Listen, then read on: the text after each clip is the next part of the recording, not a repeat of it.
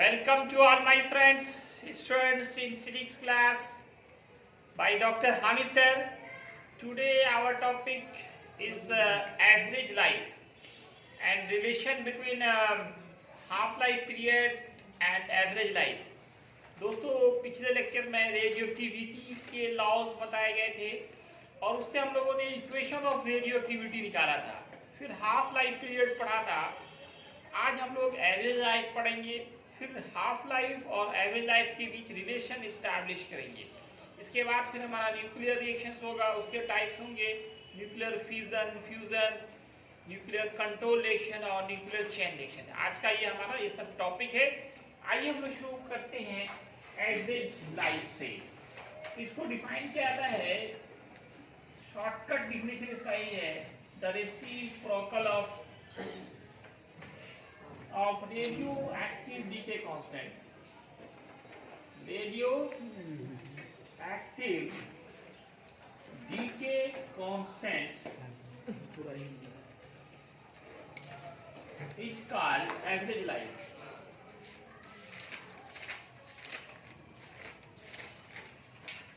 It is noted by TA.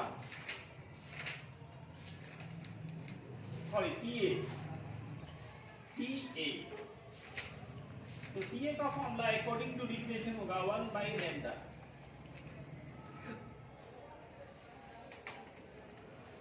where lambda is called, you know that radioactive decay constant.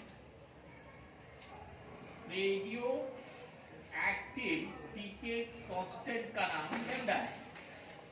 तो दोस्तों यार lambda का क्या formula होगा, ये नोट पे याद रखने का है, ऑब्जेक्टिव में हो सकता है लेम्डा के बारे में पूछा जाए। इसका फॉर्मूला क्या, लेम्डा ऊपर TA नीचे। इसका यूनिट अगर पूछा जाए, ऐसा यूनिट ऑफ लेम्डा, लेम्डा मतलब रेडियो एक्टिव डीके कांस्टेंट, तो 1/सेकंड सेकंड इनवर्स। और डायमेंशन की बात की जाए तो क्या होगा दोस्तों, 1/T ऊपर जाएगा, T इनवर्स होगा। अब इस रिलेशन देखेंगे हम लोग, relation between half life period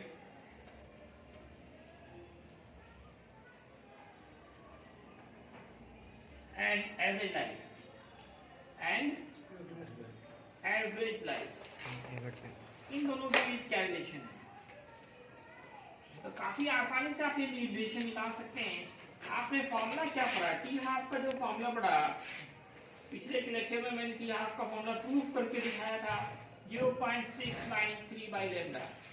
और ये फॉर्मूला केमिस्ट्री का जो केमिकल काइनेमेटिक्स था वहां पे हाफ लाइफ पीरियड वहां भी आया था आपका, सिर्फ लैम्डा की जगह पे वहां किए था।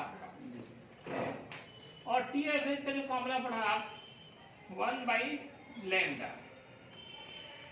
तो फर्स्ट से लिया जाए, from first T half is 0.693/λ, 0.693 into 1/λ, and 1/λ is TA.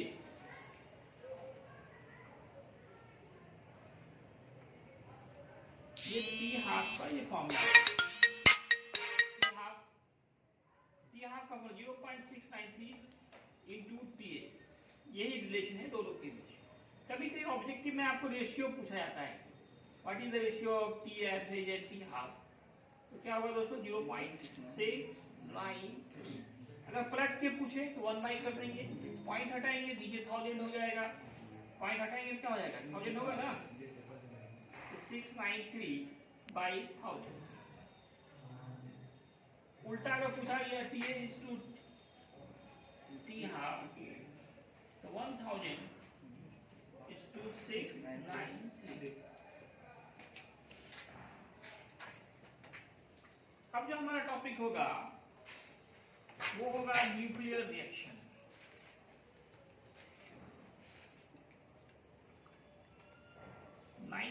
नहीं 10th में पढ़ा होगा, केमिस्ट्री में भी, फिजिक्स में भी, नाभिकीय अभिक्रिया।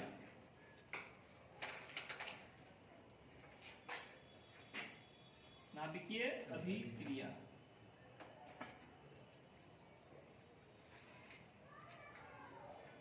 नाम से पता चल रहा है एक ऐसा रिएक्शन जिसमें न्यूक्लियर एटम के न्यूक्लियस पार्ट लेते हैं और बिल्कुल नए न्यूक्लियस का फॉर्मेशन करते हैं। तो डिफाइन करेंगे such type of reaction in which nucleus of atom take part. Atom take part and in which new nucleus is formed. New nucleus is formed. In nuclear reaction,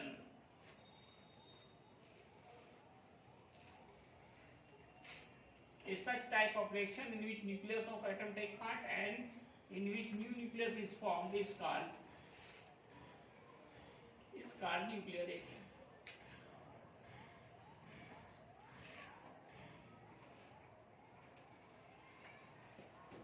In nuclear reaction, huge amount of energy is released.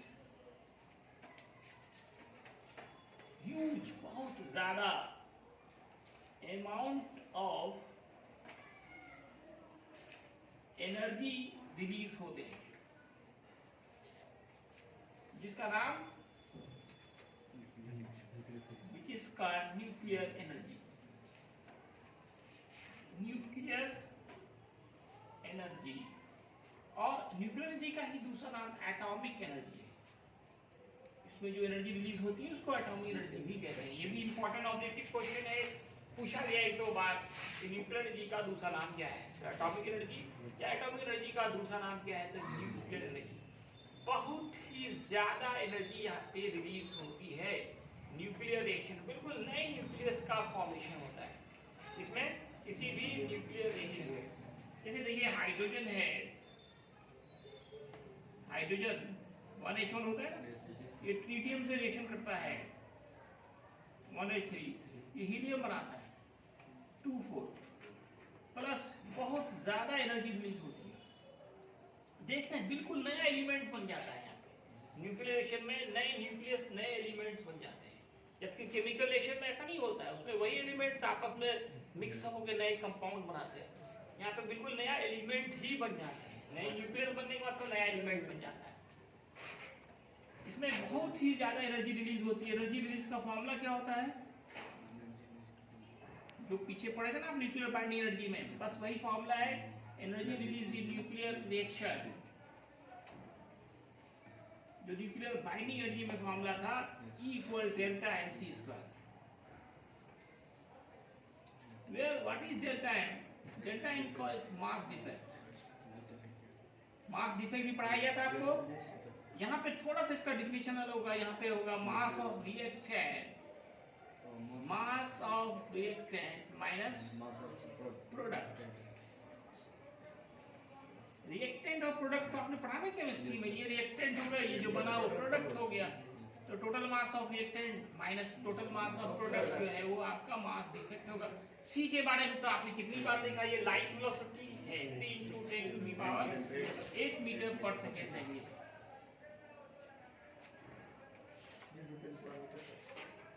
इसके laws क्या है? Laws of nuclear reaction. एक important short question. Nuclear reaction के क्या नियम है? क्या क्या नियम है? एक तो ये कि total atomic number remain conserve.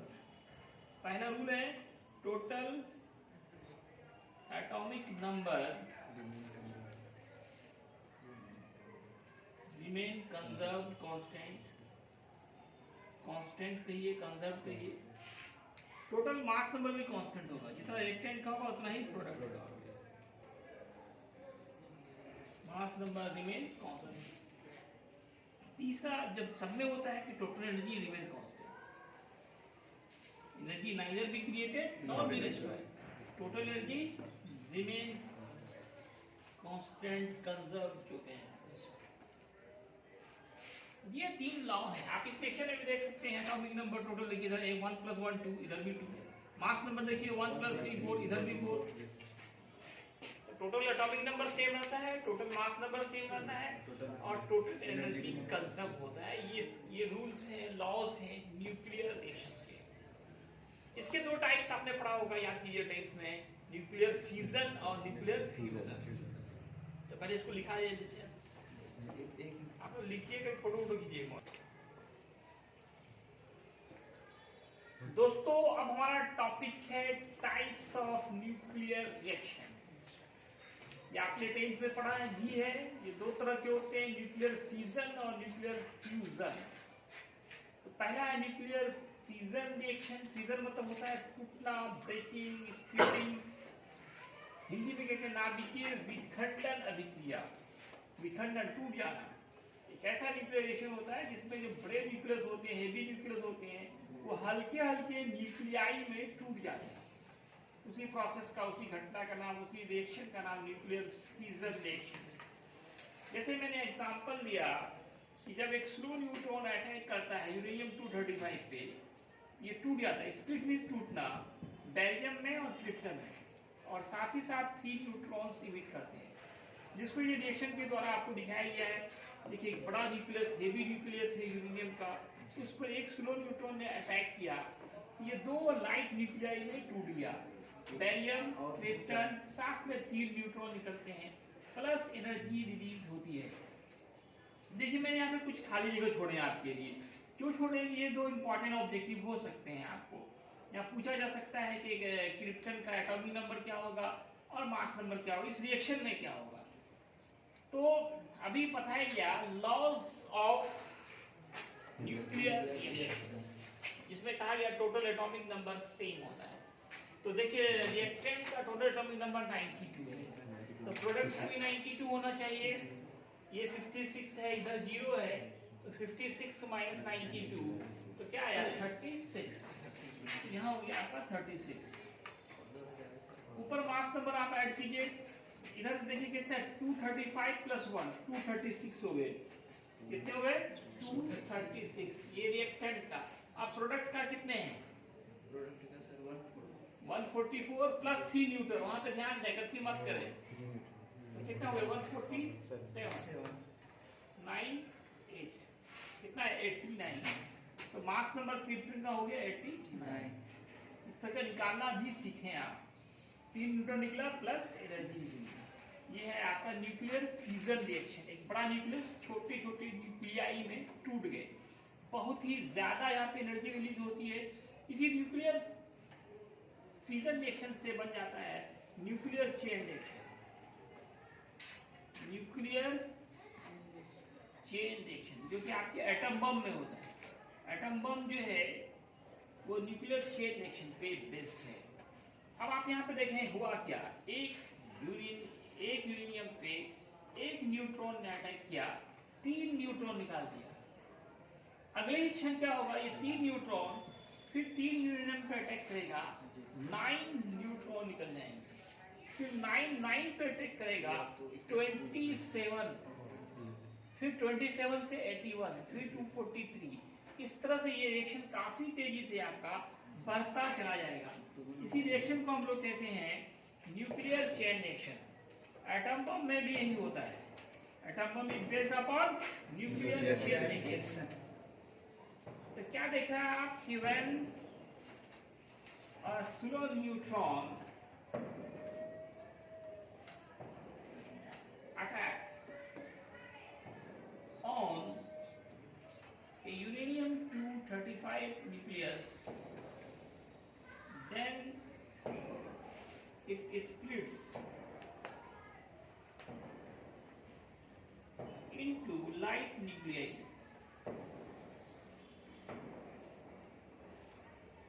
and emitted 3 neutrons.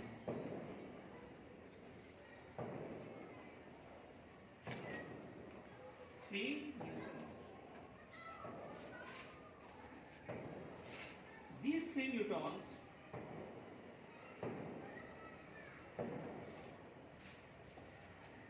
attack on 3 uranium-235 and emitted 9 neutrons.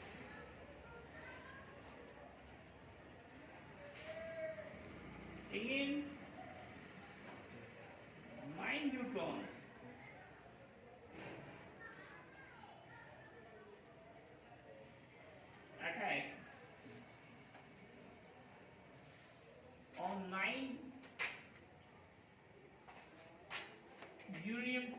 235 nucleus.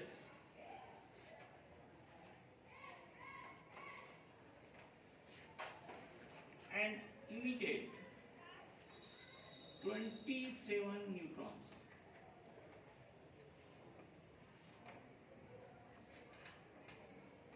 And so on.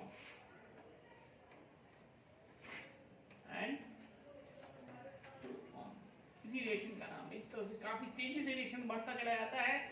This reaction is called nuclear chain reaction.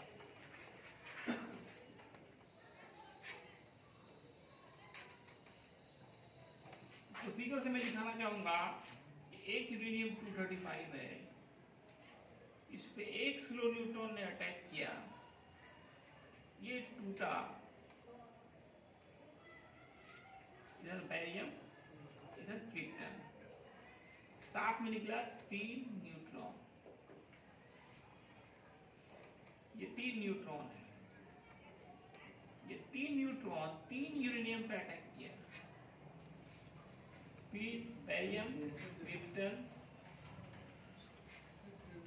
3 neutron,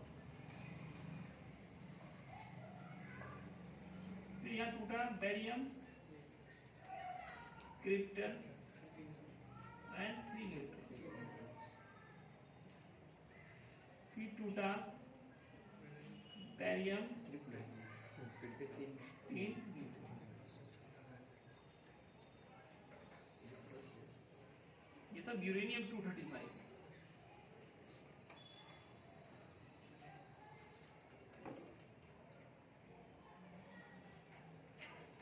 इस तरह से देख रहे हैं, 1 से 3, 3 से 9, 9 से 27, 27 से 81, 81 से 247, काफी तेजी से ये रिएक्शन बढ़ता जा रहा है। इसका एग्जांपल क्या हुआ? Atom bomb. Atom bomb is based upon, बहुत इंपॉर्टेंट ऑब्जेक्टिव क्वेश्चन भी है ये, बेस्ड अपॉन न्यूक्लियर चेन। किस रिएक्शन पे बेस्ड है? तो nuclear chain reaction. Nuclear chain, chain नहीं है, फ्यूजन लिखा हुआ है तो फ्यूजन डालें, तो चेन नहीं है, फ्यूजन है सिर्फ। तब तो ये फ्यूजन भी हो रहा है या फिर टूट ही तो रहा है, दोनों पड़ेगा। इसमें देखिए बहुत ज्यादा एनर्जी रिलीज होती है, इसको हम कंट्रोल नहीं कर सकते हैं, सिर्फ नुकसान ही नुकसान होगा इसमें। तो इसको यूज में कैसे लाएंगे? कैसे लाएंगे? हर स्टेप में 3 में से 2 को हटा लेंगे, 1 बच जाएगा।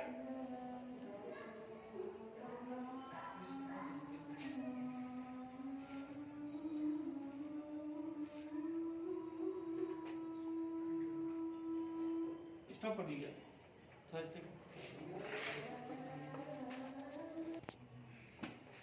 दोस्तों nuclear control, nuclear chain reaction के बाद ही आपका आता है न्यूक्लियर कंट्रोल रिएक्शन।